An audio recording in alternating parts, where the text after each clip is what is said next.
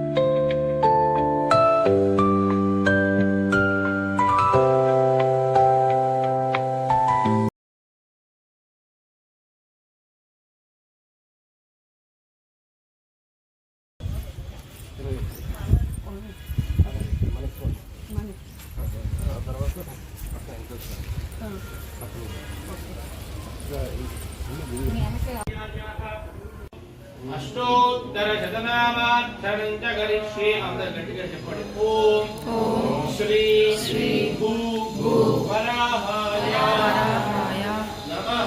నమః.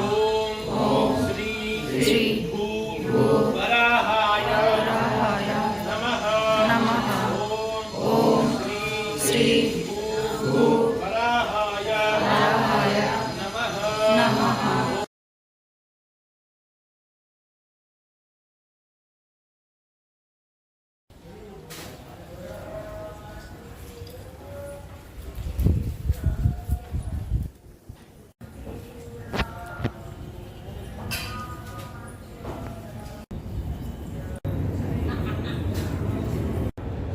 కృష్ణుడు.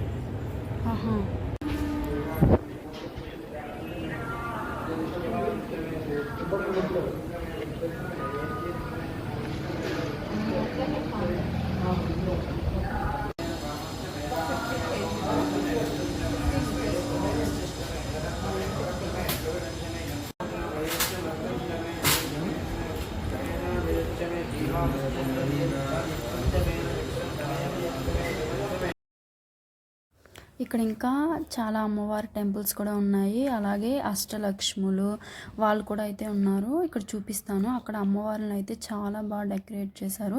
సో ఇక్కడ వచ్చేసి అష్టలక్ష్ములు చూడడానికి అయితే ఇలా మనం పైకి స్టెప్స్ ఎక్కి అయితే వెళ్ళాలి. తర్వాత ఇక్కడ చూసారా, ఇక్కడ అంతా విజయవాడ మొత్తం వ్యూ కనిపిస్తుంది. ఇక్కడ ఇది కృష్ణా నది. అలాగే పక్కన వ్యూ అయితే చాలా బాగుంది కృష్ణాది అక్కడ నుంచి. సో ఇంక ఇక్కడ వచ్చేసి మీకు అష్టలక్ష్ములు అయితే చూపిస్తాను. ఇక్కడ వచ్చేసి మొత్తం అష్టలక్ష్ములు అన్నమాట.